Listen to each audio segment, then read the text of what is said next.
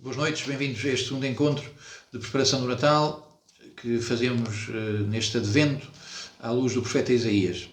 Colocamos na presença de Deus, fazendo com reverência e com piedade o sinal da cruz. Em nome do Pai, do Filho e do Espírito Santo. Sete sabedoria, rogai por nós. Santo Agostinho, rogai por nós.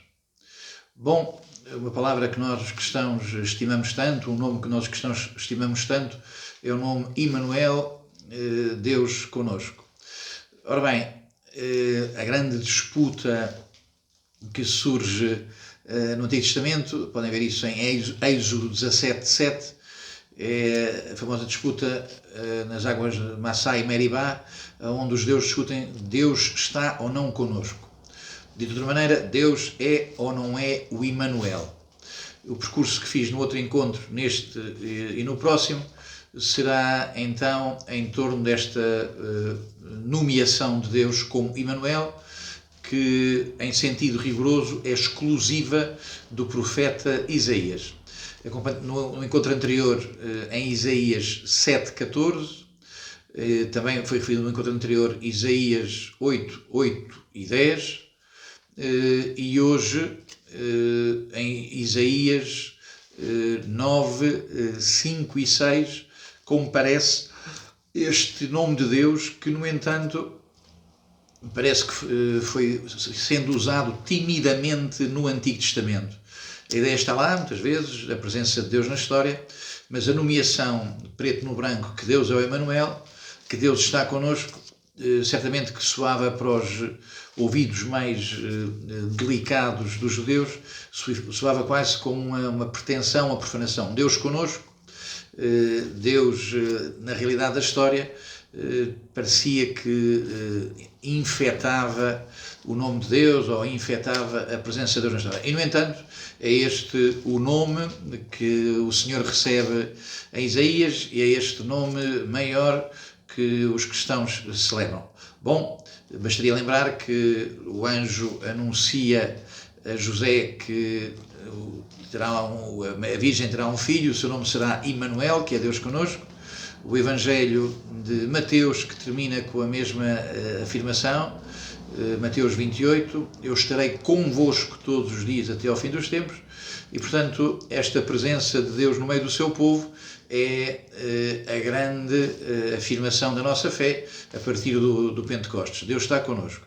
É isso que dizemos e dizemos e dizemos nas celebrações da Eucaristia. O Senhor esteja convosco.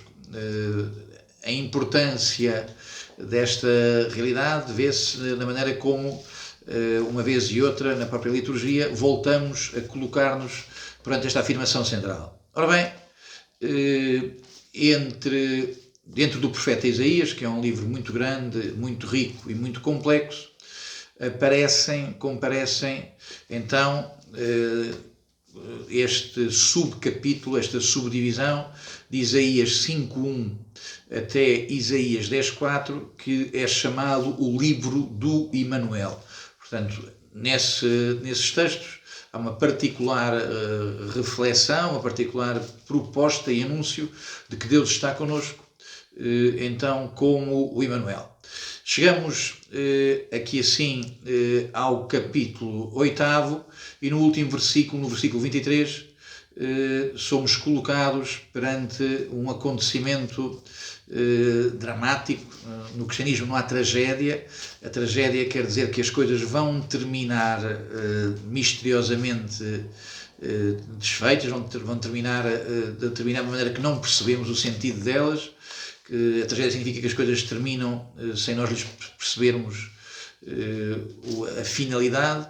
Para nós os cristãos, a história não termina em tragédia, a história termina em céu, obviamente que com o juízo final, mas a história não termina em tragédia, a história termina no encontro com a santidade de Deus. Bom, então passo a ler estes versículos, hoje acompanhados por Handel. Handel, num determinado momento da sua vida, aliás, um momento bastante depressivo, as coisas estavam a correr mal, compõe a famosa oratória do Messias, que é fundamentalmente, com algumas exceções, mas é fundamentalmente um comentário ao profeta Isaías. Vão ouvir aí em casa na gravação, vão ouvir um excerto de Isaías, dos mais felizes para mim, para a minha sensibilidade, no que diz respeito ao Messias, que é exatamente uma glosa destes versículos, particularmente o versículo, portanto, 9, 5, 6. Então começo a ler um bocadinho antes, o último versículo do capítulo 8 e depois então até ao 6.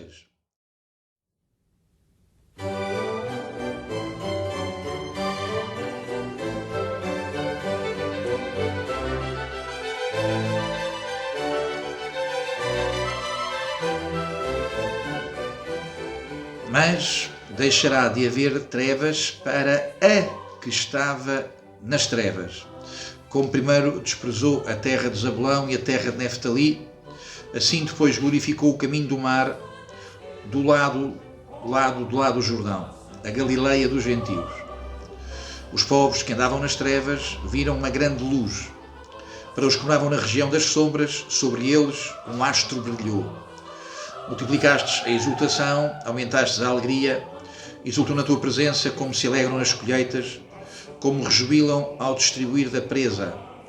Pois que o jugo da sua carga e a vergasta do seu dorso, a vara de seu opressor, tu os quebrastes como no dia de Madian. Pois que as botarras que avançam ruidosamente e os mantos embebidos em sangue serão queimados, serão pasto de chamas. É que um menino para nós nasceu, um filho nos foi dado. Em seus ombros tem as insígnias da realeza e atribuído-lhe foi o nome de Conselheiro Admirável, Deus Poderoso, Pai para sempre, Príncipe da Paz. Para aumentar o império e para que a paz não tenha fim sobre o trono de David e seu reino, para o firmar e consolidar no direito e na justiça, de agora para sempre. O zelo do Senhor dos Exércitos o realizará. Como poderão verificar, nas traduções que terão da Bíblia, a que eu li é aqui um bocado compósita, fui buscar umas frases de um lado e outro, e portanto não é que nenhuma das traduções que estão disponíveis traga exatamente o texto como eu o apresentei. Então o que é que se passa? Passa-se que Tiglat-Pileser III, portanto um nome complicado, o nome de um rei mais complicado do que Dom Sebastião para dizer, portanto, é um rei que durante cerca de 30 anos vai relançar o Império de Babilónia. É um personagem da história conhecido e um dos primeiros que tratou de exilar populações, de modo a que as populações não ficassem muito arraigadas ao seu território, deslocou os povos, portanto, criou esta migração obrigatória, de maneira que as pessoas ficavam mais vulneráveis para onde iam. A grande deslocação de Israel, nesse contexto, é que Israel é tirado do seu território e é levado para Babilónia, um episódio carregado de intensíssimas consequências para Israel. Uma delas é o aprofundamento da sua própria fé e, enfim, muitos textos da Escritura são escritos ou são reescritos a partir do exílio de Babilónia. Basta lembrar o próprio livro do Gênesis, que é posterior na sua redação ao exílio de Babilónia. Bom, então esse rei poderoso vem por aí abaixo. Como é óbvio, não lhe era difícil vencer o pequeno país de Israel e dos judeus, e então vai instalar-se numa zona de fronteira no norte do país, que é o para nós hoje que é a Galileia. Lembro que a Galileia atual, a Galileia pertence a Israel, mas também entra pelo Líbano, portanto ali nos confins entre o Líbano e hoje Israel, chamava-se a Galileia. É aí que estão situadas algumas das tribos de Israel, duas delas aqui referidos, portanto Zabulão e Neftali. Então são estas tribos que vão ser as primeiras a sofrer a invasão e a sofrer o consequente exílio. O rei veio, o rei invasor veio, leva embora Israel. Então a promessa de Deus é que nessa zona de escuridão, nessa grande treva da derrota de Israel, eis que Deus vai fazer surgir uma luz. E chegamos a um tema dos mais importantes do profeta Isaías, o tema da luz. Bastaria a citação que já fiz, ainda assim também num sentido de uma citação de grande relevo, vou a Isaías 60, 1, 2, onde com toda a força aparece o tema da luz. Levanta-te, Jerusalém, refulge, porque chegou a tua luz e sobre ti raiou a glória do Senhor. Repara como a escuridão envolve a terra e a bruma cobre os povos. Mas sobre ti surge o Senhor, sobre ti resplandece a sua glória. Como se não bastasse esta importância do tema da luz, é óbvio que vai ter um relevo para nós cristãos ainda maior e, portanto, mais definitivo e que vai explicitar todo o sentido desta profecia de Isaías, o que encontramos em João, antes de mais, em João 8,14, quando o Senhor diz: eu sou a luz do mundo, quem me segue não anda nas trevas, mas seguirá nos caminhos no caminho da vida. Pois bem, então Jesus apresenta-se como a luz do mundo. Antes, no começo do Evangelho de São João, João 1, 4 e 5, diz que o Verbo era a luz e a luz era a vida verdadeira. Então, o que estamos aqui sim perante é esta afirmação de que há uma luz, aqui não é o caso de uma luz natural, que talvez é uma luz que também nos poderá perceber que luz é essa, quando na primeira palavra que Deus diz na Bíblia, em Gênesis 1, no princípio a terra era vazia e informe, e Deus disse: faça-se luz. Esta luz que Deus coloca sobre os abismos, para nós, como é óbvio, esta luz é a que vem no rosto de uma pessoa e é a luz que nos vem em Jesus. Jesus é a luz do mundo.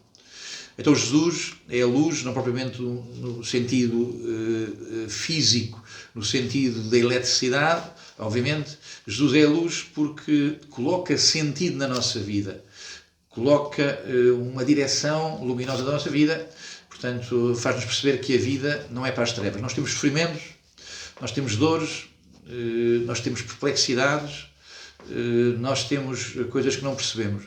Mas Deus não nos quer para o cemitério, mas Deus não nos quer para a obscuridade, mas Deus não nos quer para as trevas, mas Deus quer-nos para este encontro com Jesus, que é um encontro luminoso. Creio que esta luz vem a nós, como as Escrituras o indicam, vem a nós objetivamente na Palavra de Deus.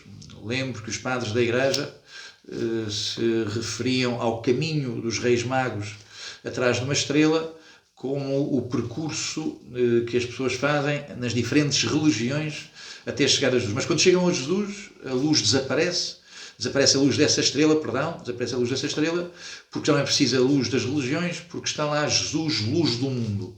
Esta luz de Jesus do mundo brilha para nós, continua a brilhar para nós, na luz da Palavra de Deus. Há uma luz objetiva que nos vem no encontro com o Evangelho. O Evangelho ilumina a nossa vida, o Evangelho deve ser luz na nossa vida, é chamado a ser luz na nossa vida. E depois há uma luz subjetiva, que é a da vida espiritual, a da vida interior, a da vida que está na graça de Deus. A palavra de Deus para todos é luz de Deus. Essa palavra brilha em nós se estivermos na graça de Deus. Ora bem, não é muito difícil o homem pôr obstáculos à luz. O obstáculo mais poderoso que pomos à luz é a duplicidade. Portanto, por um lado frequentamos a luz da Palavra de Deus, mas por outro temos dentro de nós trevas, e que grandes serão elas, como diz Jesus, se nós vivemos na simulação e na dissimulação. Bom, então Jesus que se apresenta como luz do mundo, Jesus que é esta luz profeticamente anunciada por Isaías. Avanço no texto, não me vou demorar em todos os seus versículos, mas queria então chamar aqui a atenção para 9:3, onde se diz que o Senhor, Deus conosco, vence, derrota aqueles que nos querem nas trevas, como no dia de Madian. que é que se trata do dia de Madian? Curiosamente, Isaías cita, praticamente não cita, há duas citações de Abraão, não cita o Pentateuco, tem outras referências, e uma das referências que o Isaías tem é o livro dos Juízes, aonde se conta, em Juízes 7 e 8, 6, 7, sobretudo 7, em que se conta então as batalhas de Gedeão. Os madianitas viriam, pensa-se que viriam, há pouco falava dos assírios que vinham do norte, os madianitas viriam do sul, eventualmente da península do Sinai, não é absolutamente certo onde é que eles viriam, teriam subido ao longo do Rio Jordão e passaram o Rio Jordão para dentro, na zona mais fértil, na zona do Vale de Israel, onde também há as grandes batalhas de Israel. Pois bem, então os madianitas vieram, seriam cerca de 135 mil, Gedeão vai-lhes fazer frente, vai enfrentá-los com cerca de 20, 30 mil homens, segundo a contagem da Bíblia, e Deus diz-lhe, não senhora, não vais enfrentar a multidão dos madianitas, não os vais enfrentar com tanta gente, porque senão vocês ficariam a pensar que a vitória foi dos nossos soldados, a vitória foi dos nossos generais, e não seria uma vitória minha, eu que sou o Deus de Israel. Então vais fazer uma separação dos teus homens, e assim o faz Gedeão, manda para casa o grosso das tropas, manda para casa 20 mil homens, e fica depois lá uma série de discernimentos bastante curiosos, mas não são para aqui chamados. Gedeão fica apenas com 300 homens, e é com esses 300 homens que vai vencer os madianitas. Então o dia de Madian é o dia em que se mostra o poder de Deus connosco, e Deus consegue vencer com muitos soldados ou com poucos soldados, porque a vitória de Deus é a vitória do poder de Deus. A vitória de Deus não é a vitória dos recursos dos homens. Para Deus é tão difícil fazer um grande milagre como um pequeno milagre. Para Deus é tão simples fazer um grande milagre como um pequeno milagre, porque o poder de Deus não está limitado nem pelo grande nem pelo pequeno. Ora bem, esta vitória de Madian então fica na memória de Israel como uma vitória do Senhor Rei de Israel. Porque então este aqui é o ponto. Gedeão não se assume como rei, diz ele, nem eu nem o meu filho não somos rei, porque o rei de Israel é o Senhor, é o Senhor nosso Deus. Então o dia de Madian é o dia de uma vitória, que não é uma vitória das competências militares de Israel, que é uma vitória da fé de Israel. Bom, então estamos a anunciar aqui assim uma vitória sobre as trevas, uma vitória de um rei que não precisa das forças dos homens. E chegamos ao centro desta profecia. Eis que um menino para nós nasceu, um filho nos foi dado. O pronome, o nós e o nos, como é óbvio, soa-nos a Emanuel, Deus conosco, este Deus que vem visitar-nos, que está conosco, eu estarei sempre convosco, disse Jesus. Então, este é o Emanuel, o Deus conosco, um menino que nos foi dado, um filho que nos foi dado. É relevante a apresentação deste Emanuel como um menino, como um filho, como é óbvio, tudo isso para nós vai-nos soar muito importante e muito familiar a partir do presépio de Jesus. Diretamente, esta profecia teria que ver com o anúncio de um filho de Acaz, o rei Ezequias, um grande rei construtor que reorganizou a cidade de Jerusalém, mas em todo o caso, o que está aqui em causa para nós é insuficiente, porque, como é óbvio, Ezequias não cumpre todos os requisitos, não conseguimos vestir o reinado de Ezequias das coisas que são anunciadas nestes versículos. Então diz esta expressão bastante estranha, incompreensível, sigo no versículo 5, em seus ombros tem as insígnias da realeza, expressão bastante estranha e que merece, na retórica dos padres da Igreja, dos santos primeiros séculos, merece, mas o que é que se passa então? Mas que rei é esse que usa a coroa nos ombros, que rei é esse que tem o sceptro nos ombros? Houve quem quisesse colocar nos ombros o manto, mas o manto não está só nos ombros, o manto cobre o dorso, cobre as costas, não é? É óbvio que para os padres da Igreja trata-se de uma profecia da cruz que Jesus vai transportar aos ombros. Em seus ombros tem insígnias da realeza, e a realeza de Cristo é a realeza conquistada na cruz, é a realeza com que Jesus é investido na hora da cruz. É esse o momento de Cristo Rei. Quando Jesus transporta a cruz, Jesus mostra-se mais como Rei, mas Rei de um reino de amor, de um reino de serviço, de um reino de sacrifício, de um reino de entrega de si mesmo. Bom, então foi-lhe atribuído o nome de Conselheiro Admirável, Deus Poderoso ou Deus Guerreiro, Pai para sempre, Príncipe da Paz. São 4 títulos. Não têm paralelo em outros textos da Escritura. Houve quem que tentasse compará-los com os títulos de investidura do faraó. O faraó, quando começava o seu reinado, recebia 5 nomes. Aqui são 4. De qualquer maneira, o que é relevante é que estes nomes definem uma missão. E torna-se relevante não aparecer de novo o título da realeza. Nenhum destes títulos atribui ao Emanuel o nome de rei. Com efeito, há um pudor em Isaías, como em Madian, como em Isaías, há um pudor de nomear rei outro que não o próprio Deus. Em todo o caso, são 4 títulos de uma enorme grandeza, e se a poesia de Isaías também nos pode entusiasmar, mais relevante ainda é o sentido destes nomes. Então, Conselheiro Admirável. Curiosamente, o nosso São Jerónimo dizia que estes primeiros 4 títulos, que vêm as nomeações vêm com 2 títulos para o São Jerónimo. Cada um destes nomes deviam vir com ponto final no fim, segundo a sua tradução. Jesus seria admirável, diz São Jerónimo, devia dizer Jesus é o maravilhoso.